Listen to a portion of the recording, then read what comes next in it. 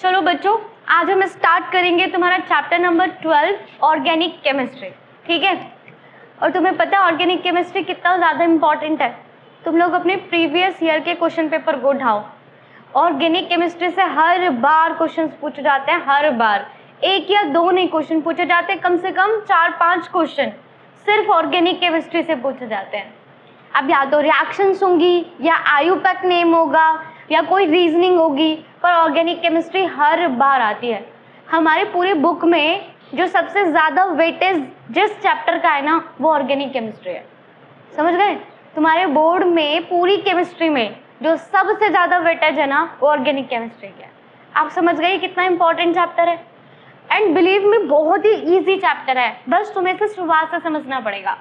अब तुम लोग स्टार्टिंग से हर एक बेसिक चीज़ को समझ के चले ना, तो ये चैप्टर एकदम आसान होगा और रिएक्शंस भी बहुत ज़्यादा आसान होंगी। लेकिन अगर चैप्टर बीच में थोड़ा सा भी स्किप किया ना, तो फिर कुछ समझ नहीं आएगा।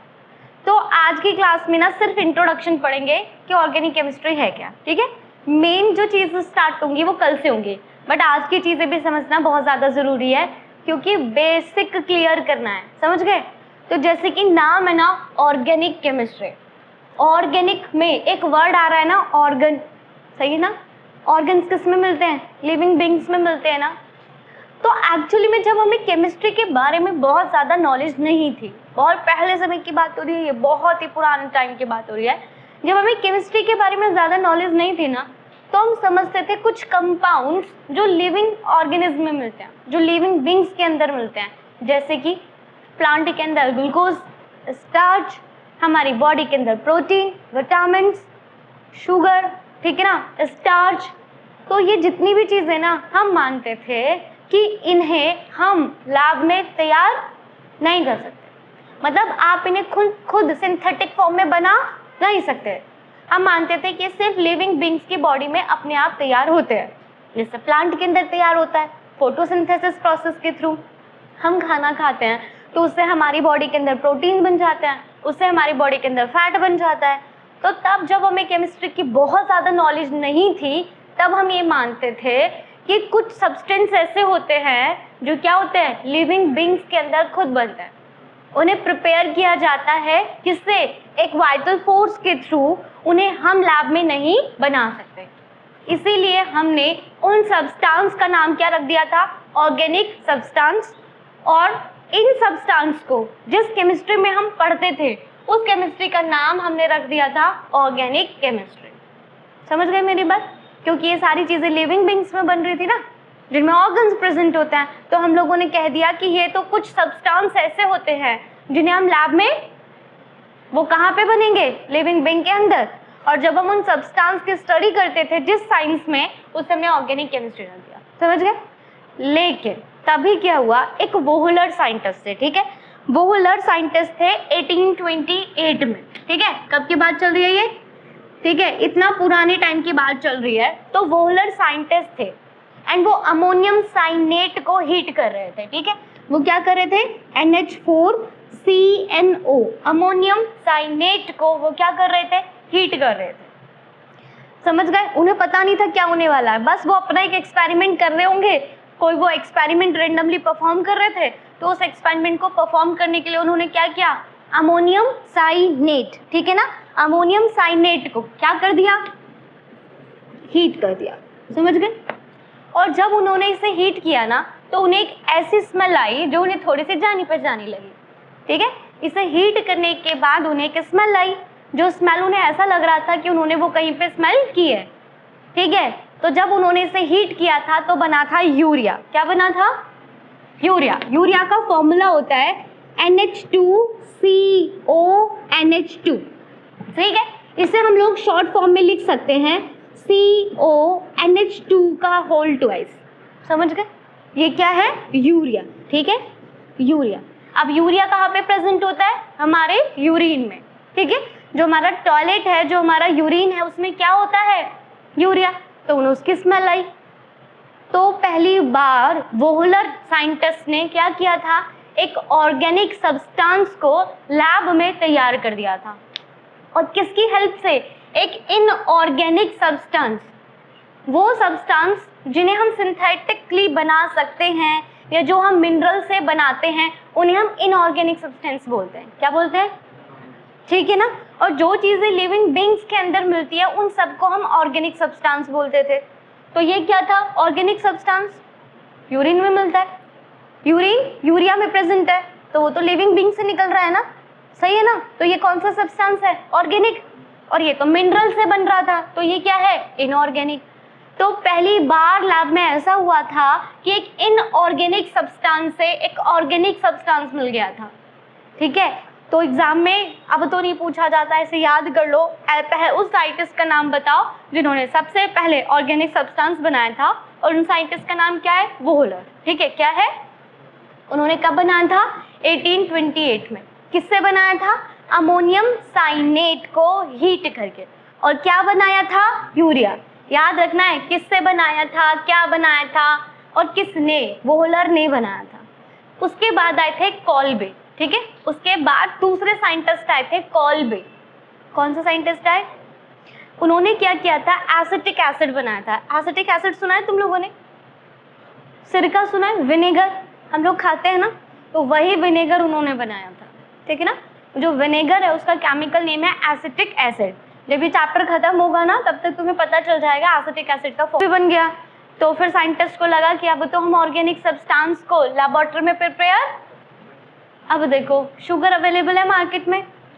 आप लोग प्रोटीन्स लाते हो ना, प्रोटीन्स के पाउडर आते हैं ना, प्रोटीन्स के पाउडर आते हो ना, मिल्क में यूज करके ले लेते हैं। ठीक है, विटामिन भी मिलता है मार्केट में, फैट भी बढ़ाया जा सकता है।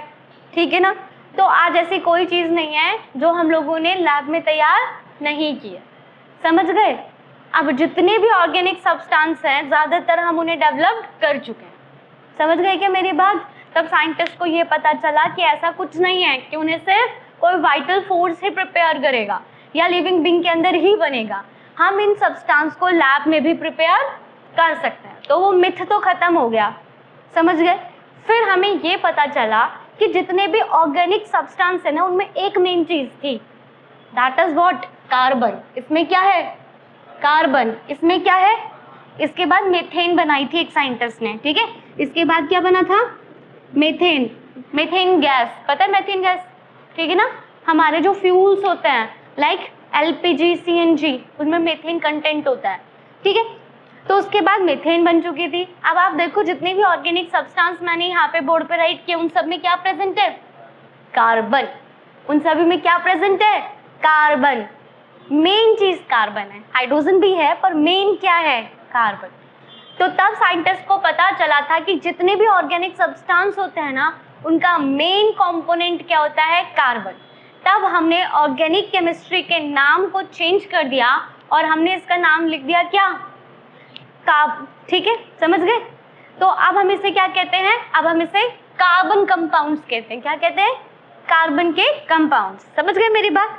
तो अभी ऑर्गेनिक केमिस्ट्री में आप लोग क्या पढ़ने वाले हो? ऑर्गेनिक केमिस्ट्री में हम लोग पढ़ने वाले हैं कार्बन के कंपाउंड्स का। समझ गए? जो क्या है? हाइड्रोकार्बन। क्या है? हाइड्रोकार्बन क्या होते हैं हम अभी पढ़ेंगे, और इसके डेरिवेटिव्स को पढ़ेंगे। क्या पढ़ेंगे? हाइड्रोकार्बन में सिर्फ और सिर्फ कार्बन और हाइड्रोजन होगा। अच्छे से डिटेल में पढ़ेंगे तब देखना। ठीक है, तो हाइड्रोकार्बन्स पढ़ेंगे और क्या पढ़ेंगे? इनके डेरिवेटिव। हाइड्रोकार्बन में सिर्फ कार्बन और सिर्फ हाइड्रोजन होता है, और इसके डेरिवेटिव में कार्बन और हाइड्रोजन तो होता है, अदर एलिमेंट भी आ सकते हैं, जैसे ऑक्सीजन आ जाएगा, जैसे नाइट्रोजन आ जाएगा, कभी कभी कुछ सिलिकन्स भी आ जाएंगे, तो और भी एलिमेंट्स आ जाएंगे। समझ गए? तो अभी ऑर्गेनिक केमिस्ट्री क्या है? ऑर्गेनिक केमिस्ट्री स्टडी है, किसकी स्टडी है? कार्बन एंड इट्स कंपाउंड की। समझ गए मेरी बात? ऑर्गेनिक केमिस्ट्री में हम क्या पढ़ेंगे? कार्बन और इसके कंपाउंड्स के। कार्बन के कंपाउंड्स है हाइड्रोकार्बन और इसके डेरिवेटिव्स। समझ आ गई क्या मेरी बात? तुम्हें पता है ऑर्गेनिक सब्सटेंस हम कहाँ कहाँ यूज करते हैं? आजकल आप लोग ऑर्गेनिक सब्सटेंस हर जगह यूज करते हैं। आपके जितनी भी मेडिसिन है वो सब क्या है? ऑर्गेनिक सब्सटेंस है। समझ गए? आपका जो फूड है वो सब क्या है? ऑर्गेनिक सब्सटेंस है। समझ रहे हो ना? आप लोग जो कपड़े पहन रहे हो वो भी क्या है? भाई पहले आप लोगों ने पढ़ा है ना कि पहले कॉटन के कपड़े बनते थे। कॉटन के कपड़े किससे बनते थे? कॉटन प्लांट है ना, तो अब उसी का वेरिएशन हम लाते जा रहे हैं, बस अब हम उसमें केमिकल ऐड करते जा रहे हैं। समझ गए ना मेरी बात को? ठीक है, आपके जितने भी फ्यूल्स हैं, जितने भी आपके चाहे वो सॉलिड फ्यूल है, चाहे लिक्विड फ्यूल है, चाहे गैसेस फ्यूल है, वो सब क्या है? Organic chemistry. आ गई ना मेरी बात समझ में? ठीक है, क्लियर हो गया? तो ऑर्गेनिक केमिस्ट्री क्या है? ऑर्गेनिक केमिस्ट्री क्या है? स्टडी है किसकी? कार्बन, इसके कंपाउंड्स की। समझ गए? लेकिन एक बात याद रखना, ऑर्गेनिक केमिस्ट्री में हम कार्बन के ऑक्साइड्स के बारे में नहीं पढ़ते। कार्बन के कंपाउंड्स पढ़ रहे हो, बट इसमें आप लोग कार्बन के ऑक्साइड्स नहीं पढ़ोगे, आप CO नहीं पढ़ोगे, कार्बन डाइऑक्साइड नहीं पढ़ोगे। समझ गए? कोई दिक्कत है क्या? हम इसमें कार्बन पढ़ेंगे, उसके कंपाउंड पढ़ेंगे, पर कार्बन के ऑक्साइड नहीं पढ़ेंगे। मेटल के कार्बोनेट नहीं पढ़ेंगे। मेटल के कार्बोनेट का कोई एग्जांपल देगा? कोई भी एक मेटल का नाम दो, कोई भी मेटल। सोडियम, सोडियम के साथ क्या लगा दूं? Carbonate, Na2CO3। हम मेटल कार्बोनेट के बारे में भी ऑर्गेनिक केमिस्ट्री में नहीं पढ़ेंगे। समझ गए? हम कार्बन के ऑक्साइड्स नहीं पढ़ेंगे, ठीक है, मेटल कार्बोनेट नहीं पढ़ेंगे, कोई भी साइनाइड नहीं पढ़ोगे, आप पढ़ोगे कार्बन और उसके कंपाउंड्स, जिसमें मेनली आएगा हाइड्रोकार्बन और उसके डेरिवेटिव्स। यहाँ तक समझ आ गया क्या? कोई दिक्कत है क्या? अब एक बार ना डिफरेंशिएट कर लेते हैं ऑर्गेनिक कंपाउंड और इनऑर्गेनिक कंपाउंड के बीच में। समझ गए? पढ़ लें क्या? ठीक है, ये डिफरेंस आप लोगों को अच्छे से समझ लेना चाहिए। तो स्टार्ट करती हूँ। डिफरेंशिएट करूंगी, किसके बीच में डिफरेंशिएट करूंगी? ऑर्गेनिक कंपाउंड्स के बीच में और इनऑर्गेनिक कंपाउंड के बीच में। चलो पहला डिफरेंस तो तुम ही लोग बता दो। ऑर्गेनिक कंपाउंड में मेन कंटेंट क्या होगा? कार्बन, सही है ना? ऑर्गेनिक कंपाउंड मेनली क्या किससे मिलकर बना है? कार्बन, ठीक है। इनऑर्गेनिक कंपाउंड में कार्बन मेन कंटेंट, इसमें कार्बन नहीं होगा। समझ आ गई मेरी बात? कोई भी दिक्कत है क्या? पक्का क्लियर हो गया? चलो तो यहाँ पे लिख देती हूँ, इसमें क्या है? कार्बन है और इसमें अदर देन कार्बन है। कार्बन को छोड़कर, अदर देन कार्बन, कार्बन को छोड़कर बाकी सब होंगे। समझ गए ना? कोई दिक्कत है क्या? आप लोगों को एक इंटरेस्टिंग सी बात बताती हूँ। आप लोगों ने पीरियोडिक टेबल पढ़ी है ना? पीरियोडिक टेबल में कितने एलिमेंट्स थे? 180। पीरियोडिक टेबल में टोटल कितने एलिमेंट्स है? 100। एक अकेला कार्बन और बाकी के 170 एलिमेंट एक तरफ, कार्बन एक तरफ और बाकी के 170 एलिमेंट। एक अकेला कार्बन कई लाख कंपाउंड बना चुका है, ठीक है ना? एक अकेले कार्बन ने कितने कंपाउंड्स बना दिए? कई लाख। और हम ये मानते हैं कि अभी और बहुत सारे कंपाउंड की डिस्कवरी होना बाकी है। समझ गए? हम उससे और बहुत सारे कंपाउंड बना सकते हैं। और 117 एलिमेंट मिलकर कुछ हजार ही कंपाउंड बना पाए हैं। ये एक अकेला होते हुए भी लाखों कंपाउंड बना रहा है, और ये 117 होकर भी कुछ हजार तक ही पहुंचे हैं, 10,000 के अराउंड है। तो देख रहे हो कितना बड़ा डिफरेंशिएट है। तो कार्बन में कुछ तो स्पेशल बात होगी, इसलिए हमने इसको अलग केमिस्ट्री दे दी। समझ गए? एक अकेला कार्बन इतने सारे कंपाउंड बना रहा है, इसमें कुछ तो स्पेशल बात है, इसलिए हमने ये सोचा इसकी केमिस्ट्री अलग कर दो। इतने लाखों कंपाउंड को एक साथ पढ़ा देते हैं और उन हजारों को अलग से पढ़ा देंगे। समझ गए मेरी बात? इसलिए हमने ऑर्गेनिक केमिस्ट्री को क्या कर दिया? बिल्कुल डिफरेंट कर दिया। तो ऑर्गेनिक कंपाउंड का मेन एलिमेंट क्या है? कार्बन, और इनका क्या है? Other than carbon. इसमें कार्बन मेन कंटेंट नहीं होता। समझ गए मेरी बात? कोई भी दिक्कत है? अब आप लोगों ने सेकेंड चैप्टर भी पढ़ लिया, आयनिक कंपाउंड पढ़ा, कोवलेंट कंपाउंड भी पढ़ लिया ना? अब जल्दी जल्दी मुझे बताते रहना, ध्यान से सुनना। कार्बन की वैलेंसी कितनी थी? 4। कार्बन की वैलेंसी कितनी होती है? क्योंकि इसके आउटर मोस्ट में कितने इलेक्ट्रॉन हैं? 4। कार्बन के आउटर मोस्ट में कितने इलेक्ट्रॉन्स हैं? 1, 2, 3, 4। इसके पास वैलेंस इलेक्ट्रॉन कितने होते हैं? 4। क्या ये इन्हें डोनेट कर सकता है? नहीं। 4 इलेक्ट्रॉन को कभी भी डोनेट नहीं किया जा सकता। क्या ये 4 इलेक्ट्रॉन गेन कर लेगा? नहीं, ये 4 इलेक्ट्रॉन को गेन भी नहीं कर पाएगा। तो ये क्या करेगा? ये शेयर करेगा।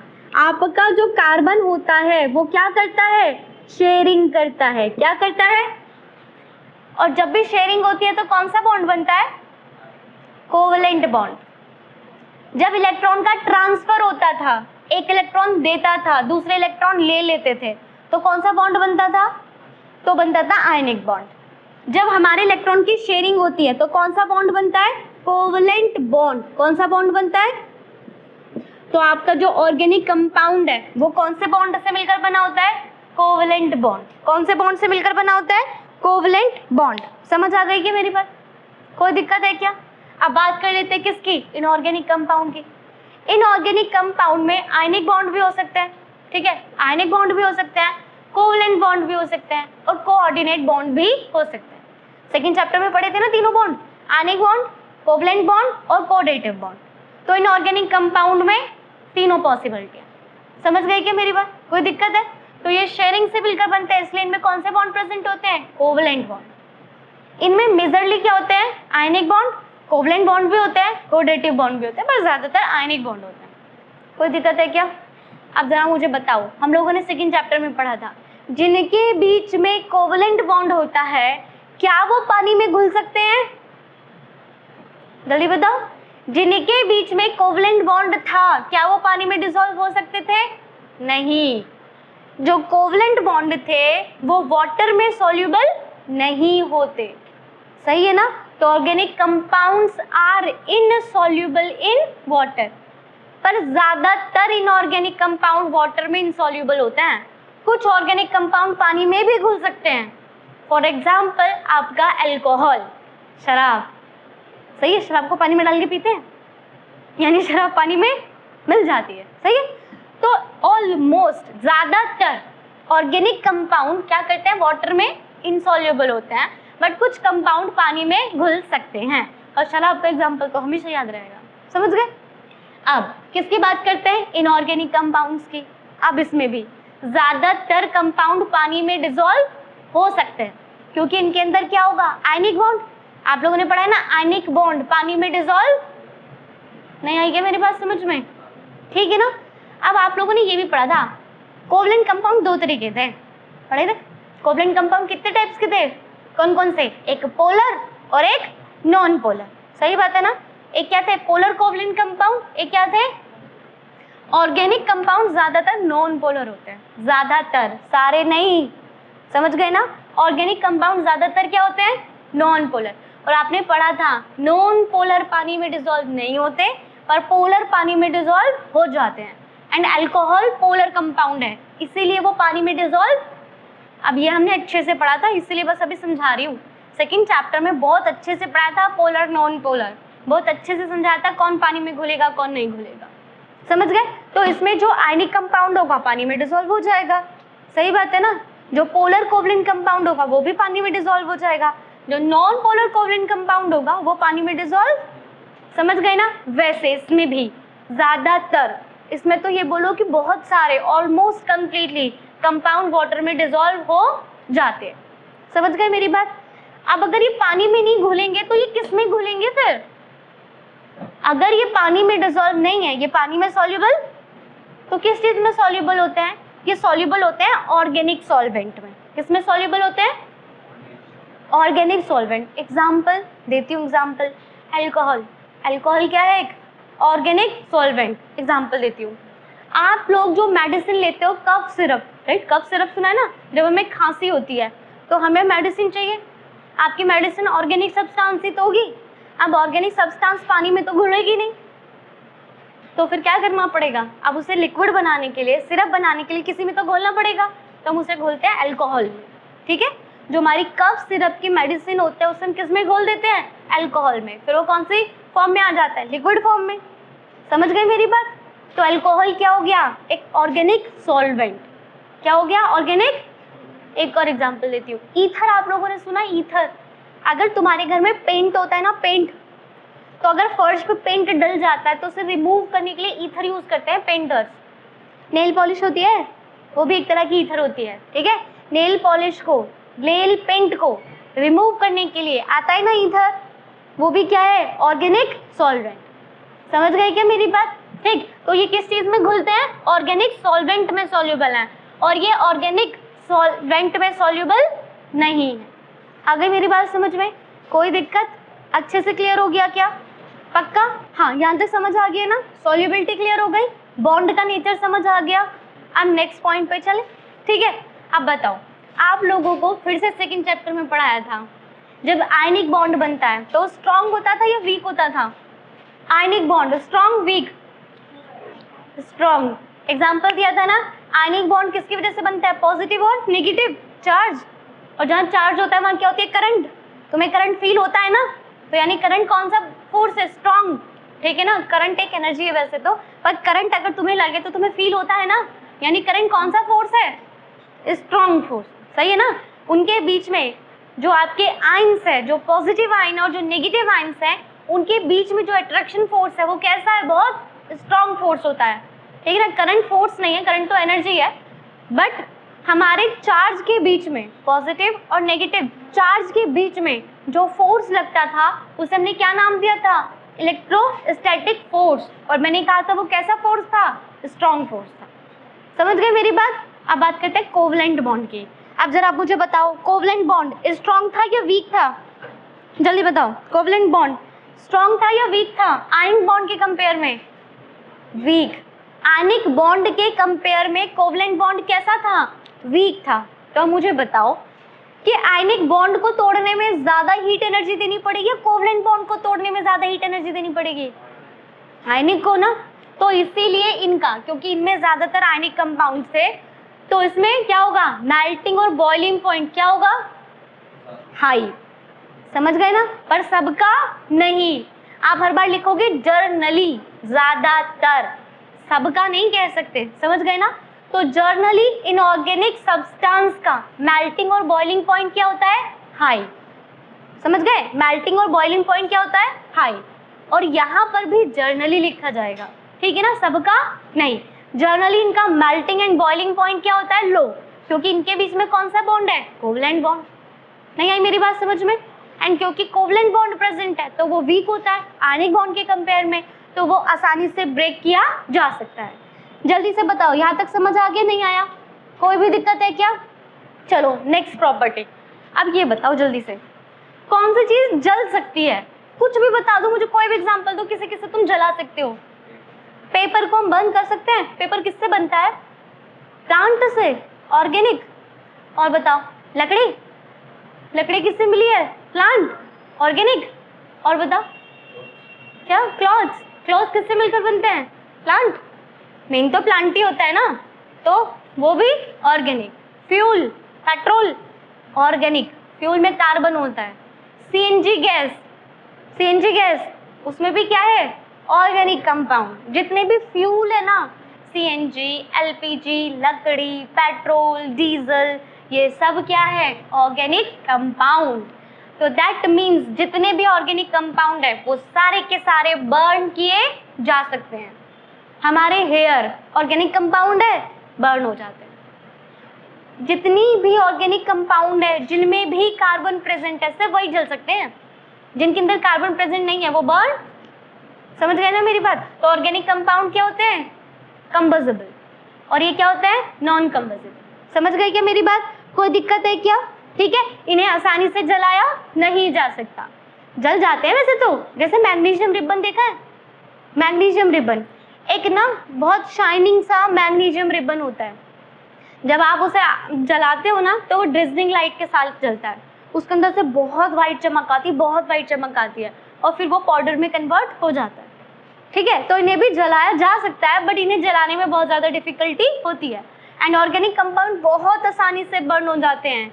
आपका अल्कोहल ले लो, शराब, शराब में आग लग जाती है। नेल पेंट रिमूव करने वाला ईथर बहुत जल्दी से आग पकड़ता है। समझ गए? तो ऑर्गेनिक कंपाउंड बहुत आसानी से जल जाते हैं। कोई दिक्कत है क्या? चलो नेक्स्ट, कंडक्टिविटी। कंडक्टिविटी मतलब उनमें करंट पास करना। अब ये तो हम सेकेंड चैप्टर में पढ़ के आए हैं, बताओ जल्दी। आयनिक कंपाउंड इलेक्ट्रिसिटी कंडक्ट करते हैं? करते हैं, क्योंकि उनमें क्या प्रेजेंट है? आयन प्रेजेंट है ना? पर वहां पे भी तुमने पढ़ा था सॉलिड स्टेट में उनमें भी नहीं कर सकते, उन्हें या तो मोल्टन स्टेट में लाना पड़ता था या एक्वस स्टेट में लाना पड़ता था, पर वो डिटेलिंग हमने वहां पढ़ ली। अभी बस आप लोग ये याद रखो, यहाँ पे कौन सा बॉन्ड बन रहा है? कोवलेंट। तो आपने सेकेंड चैप्टर में पढ़ा था कि कोवलेंट बॉन्ड एटम से मिलकर बना है। किससे मिलकर बना है? तो इसलिए इसमें इलेक्ट्रिसिटी कंडक्ट जर्नली। पर जो पोलर कोवलेंट कंपाउंड्स होंगे कौन से होंगे? उन्हें तो डिसोसिएट किया जा सकता है ना, उनको तो आयनाइज्ड किया जा सकता है ना। हमने सेकेंड चैप्टर में बहुत अच्छे से पढ़ा था कि जो आपके पोलर कोवलेंट कंपाउंड थे, कौन से कंपाउंड थे? उन्हें हम पानी में डालते हैं तो वो आयनाइज्ड हो गए थे। क्या हो गए थे? जब हमने उन्हें कहाँ डाला था? पानी में, तो तब उन्होंने इलेक्ट्रिसिटी कंडक्ट कर ली थी। तो इसलिए यहाँ पे ज्यादातर क्या होते हैं, इलेक्ट्रिसिटी कंडक्ट नहीं करते, पर जो पोलर कोवलेंट कंपाउंड है वो इलेक्ट्रिसिटी कंडक्ट कर ले। समझ गए मेरी बात? अब इधर आ जाओ, इसमें तो जनरली इलेक्ट्रिसिटी कंडक्ट होगी ही होगी। समझ गए क्या मेरी बात? कोई दिक्कत है क्या? अब एक पॉइंट है बहुत ज्यादा इंपॉर्टेंट, आइसोमर। ठीक है ना, इस चैप्टर में हम पढ़ेंगे आइसोमर, और आइसोमर इतना इंपॉर्टेंट टॉपिक है ना कि बहुत बार रिपीटली आइसोमर पे क्वेश्चंस पूछे गए हैं। आइसोमर की डेफिनेशन पूछी जाती है, आइसोमर्स को ड्रॉ करने के लिए पूछा जाता है। तो आइसोमर क्या होते हैं वो हम इस चैप्टर में पढ़ेंगे। अभी समझ लो, ये आइसोमर बनाते हैं, ठीक है ना। जो हमारे ऑर्गेनिक कंपाउंड्स होते हैं वो क्या करते हैं, आइसोमर्स को फॉर्म करते हैं। ठीक है, इनके अंदर बहुत ज्यादा टेंडेंसी होती है आइसोमर की, पर ये लोग आइसोमर नहीं बनाते। ये लोग आइसोमर, समझ गए क्या मेरी बात? कोई दिक्कत है? आइसोमर क्या होते हैं हम पढ़ेंगे, बहुत इंपॉर्टेंट टॉपिक है। समझ गए? तो ये आइसोमर्स फॉर्म करते हैं, ये आइसोमर्स फॉर्म नहीं करते। समझ गई मेरी बात? कोई दिक्कत है क्या? इनके अंदर कोवलेंट बॉन्ड है। कैसा बॉन्ड है? और मैंने सेकंड चैप्टर में पढ़ाया था, जिनके बीच में भी कोवलेंट बॉन्ड होता है उनकी रिएक्शन बहुत धीरे धीरे होती है। कैसे होती है? बहुत स्लो प्रोसेस में होती है। तो ऑर्गेनिक कंपाउंड के जो रिएक्शन होती है वो बहुत स्लो होती है, और इनकी रिएक्शन जर्नली क्या होगी, फास्ट, क्योंकि इनके अंदर ज्यादातर कौन से बॉन्ड प्रेजेंट है, आयनिक बॉन्ड। और आप लोगों ने पढ़ा था कि आयनिक बॉन्ड की रिएक्शन बहुत ज्यादा फास्ट होती है। तो इनकी रिएक्शन क्या होती है, फास्ट, और इसकी रिएक्शन क्या होती है, स्लो। समझ आ गया? कोई दिक्कत है क्या? तो आप लोगों ने ऑर्गेनिक कंपाउंड मतलब इंट्रोडक्शन पढ़ लिया ना, ऑर्गेनिक केमिस्ट्री का इंट्रोडक्शन हमें समझ आ गया। अब मेन मुद्दे पे बात करते हैं कि आपने इसे सेपरेट किया ही क्यों। वो मैंने अभी आप लोगों को बताया, 118 एलिमेंट में से एक अकेले कार्बन ने मिलियंस, लाखों कंपाउंड बना दिए। कितने कंपाउंड बना दिए? लाखों कंपाउंड। बट वो 117 एलिमेंट 10,000 तक ही पहुंचे। तो कार्बन में ऐसी कौन सी स्पेशल चीज है? एंड ये क्वेश्चन भी एग्जाम में बहुत ज्यादा पूछा गया है। हमारे बोर्ड के एग्जाम में क्वेश्चन बहुत बार पूछा गया है, कार्बन में ऐसा कौन सा यूनिक नेचर है, वो कौन सी यूनिक प्रॉपर्टी है जिसकी वजह से इतने ज्यादा कंपाउंड फॉर्म हो चुके हैं। तो समझाओ, दो प्रॉपर्टी हैं, दोनों प्रॉपर्टी को अच्छे से एक्सप्लेन करती हूँ तो आपका इंट्रोडक्शन हो जाएगा खत्म, और कल से शुरू करेंगे फिर इस चैप्टर को। समझ गए? और आज की क्लास में जो लास्ट टॉपिक पढ़ रहे हैं, यही टॉपिक बहुत ज्यादा इंपॉर्टेंट है। ठीक है, हम क्या पढ़ने जा रहे हैं, कार्बन के वो यूनिक नेचर जिसकी वजह से इसने लाखों कंपाउंड फॉर्म कर दिए। समझ गए ना मेरी बात? तो पहला क्या है, आप लोग मुझे बताओ, मैक्सिमम कितने इलेक्ट्रॉन शेयर कर सकता है कोई भी एटम? एक इलेक्ट्रॉन शेयर हो सकता है, 2 इलेक्ट्रॉन शेयर हो सकते हैं, 3 हो सकते हैं, या मैक्सिमम 4 से ज्यादा कोई भी शेयर किया जा सकता है। अगर किसी के पास 5 इलेक्ट्रॉन आ जाते हैं तो वो 5 इलेक्ट्रॉन को शेयर नहीं करता, फिर वो 3 इलेक्ट्रॉन को ले लेता है। आप लोगों ने पढ़ा है ना ये वाली बात? ठीक है ना। अगर किसी के आउटर मोस्ट में कितने इलेक्ट्रॉन हो जाए, 5, तो वो 3 इलेक्ट्रॉन ले लेगा, पर 5 इलेक्ट्रॉन को शेयर, दैट मीन्स मैक्सिमम कितने इलेक्ट्रॉन शेयर किए जा सकते हैं, 4। इससे ज्यादा हो सकता है क्या? और कार्बन 4 के 4 इलेक्ट्रॉन शेयर करता है। समझ गए मेरी बात? तो आप कार्बन को टेट्रावैलेंसी कहते हो। समझ गए क्या? टेट्रावैलेंसी ऑफ कार्बन एटम, ये इसकी पहली इंपॉर्टेंट प्रॉपर्टी है। समझ गए? ठीक है ना। कार्बन के यूनिक नेचर में पहला क्या है, टेट्रावैलेंसी। ये मैक्सिमम नंबर ऑफ इलेक्ट्रॉन को शेयर कर सकता है। मैंने आपको बोला था कार्बन के आउटर मोस्ट में कितने इलेक्ट्रॉन हैं। अब चाहे तो वो चारों इलेक्ट्रॉन को सिंगल सिंगल बॉन्ड से शेयर करा ले, चाहे तो वो 2 इलेक्ट्रॉन को डबल बॉन्ड से और बाकी के 2 इलेक्ट्रॉन को सिंगल बॉन्ड से शेयर करा ले, चाहे तो वो दोनों इलेक्ट्रॉन को डबल डबल बॉन्ड से शेयर करा ले, चाहे तो वो 3 इलेक्ट्रॉन को एक ट्रिपल बॉन्ड और एक इलेक्ट्रॉन को सिंगल बॉन्ड से शेयर करा ले। तो कार्बन के अंदर क्या आ गया, maximum valency, sorry maximum electron को शेयर करने की टेंडेंसी है इसके अंदर। दैट मीन्स कार्बन के पास टेट्रावैलेंसी है। समझ गए? Second property is most most most important, बहुत बहुत बहुत ज्यादा इंपॉर्टेंट। इसकी डेफिनेशन भी आती है, पहले मैं समझा देती हूँ। कार्बन की एक अलग सी बहुत डिफरेंट प्रॉपर्टी है, कार्बन खुद से ही जुड़कर एक लंबी चेन बना लेता है। आप लोगों ने चेन देखी है? चेन के अंदर ऐसे 2 राउंड होता है ना, फिर एक राउंड उसमें ऐसे फंस जाता है, ऐसे होता है ना। एक राउंड होता है, फिर उसके अंदर ऐसे राउंड, फिर ऐसे ऐसे राउंड फंसते फंसते चले जाते हैं और एक लंबी चेन बन जाती है ना। बिल्कुल सेम ऐसे ही हमारे कार्बन में होता है। कार्बन क्या करता है, एक कार्बन दूसरे कार्बन से जुड़ा, दूसरा कार्बन तीसरे कार्बन से जुड़ गया, फिर ये ऐसे जुड़ जुड़ के क्या कर लेते हैं, बहुत लंबी चेन। इनकी चेन के अंदर लाखों कार्बन आइटम आ सकते हैं। कितने कार्बन आइटम आ सकते हैं? अब जरूरी है ऐसे सीधा सीधा जुड़ेगा, चेन तो कैसे भी हो सकती है, हो सकता है ऐसे भी तो हो सकती है। इसे हम ब्रांच, इसे स्ट्रेट चेन कहते हैं। कैसे चेन कहते हैं? और इसे कैसे चेन कहते हैं? ब्रांच। अब जरूरी सीधे सीधे जुड़े, ऐसे भी तो हो सकता है साइकिल में जुड़ जाए। समझ गए क्या मेरी बात को? ठीक है ना। तो कार्बन के अंदर एक स्पेशल प्रॉपर्टी होती है कि वो अपने आप से लिंक होकर क्या करता है, एक लंबी चेन फॉर्म कर लेता है। और ऐसा क्यों कर सकता है? क्योंकि कार्बन और कार्बन के बीच में जो बॉन्ड बनता है ना, वो स्ट्रॉन्ग बॉन्ड बनता है। कैसा बॉन्ड बनता है? तो चेन बड़ी होने पे ना वो बॉन्ड टूटता नहीं है। समझ गए क्या? चेन बड़ी होने पे वो बॉन्ड टूटता, इसीलिए इसकी चेन में लाखों कार्बन के एटम आ सकते हैं। क्या ऐसी प्रॉपर्टी सिर्फ इसमें है? नहीं, और में भी है। सल्फर है ना, सल्फर में भी ये प्रॉपर्टी है, ऑक्सीजन में भी प्रॉपर्टी है, पर उनकी ये प्रॉपर्टी इसके मुकाबले बहुत ही ज्यादा कम है। आपने एस8 पढ़ा है ना, एस8, तो यानी सल्फर अपनी एक चेन में कितने एटम्स लेके रख रहा है? 8, और ये हजारों लाखों। तो देख रहे हो इसकी प्रॉपर्टी कितनी स्ट्रांग है। समझ गए ना मेरी बात? तो कार्बन खुद से ही जुड़कर एक लंबी चेन फॉर्म कर सकता है। अब वो चेन स्ट्रेट भी हो सकती है, ब्रांच भी हो सकती है, साइक्लिक भी हो सकती है। इसीलिए कार्बन लाखों कंपाउंड बना सकता है। और इसकी इस प्रॉपर्टी को आप कैटनिएशन प्रॉपर्टी बोलते हो। क्या बोलते हो?